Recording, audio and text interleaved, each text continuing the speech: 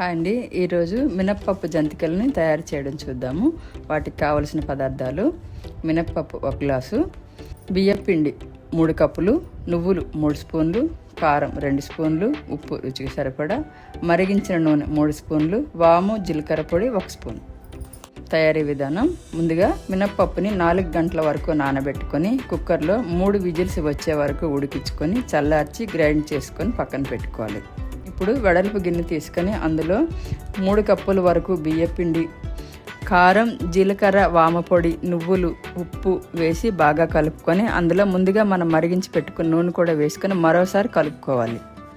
ఇలా కలుపుకునే మిశ్రమంలో ముందుగా మనం గ్రైండ్ చేసి పెట్టుకున్న మినప్పప్పు ముద్దను కూడా వేసుకొని గట్టిగా కాకుండా పలచగా కాకుండా మురుకుల పిండిలా ఎలాగైతే చేసుకుంటామో అలాగనే తయారు చేసి పెట్టుకోవాలి. ఇప్పుడు స్టవ్ వెలిగించి బాండీ పెట్టుకొని డీప్ ఫ్రైకి సరిపడా నూనె వేసుకొని బాగా వేడెక్కిన తర్వాత జంతికలు తయారు చేసుకొని సర్వ్ చేసుకోవాలి.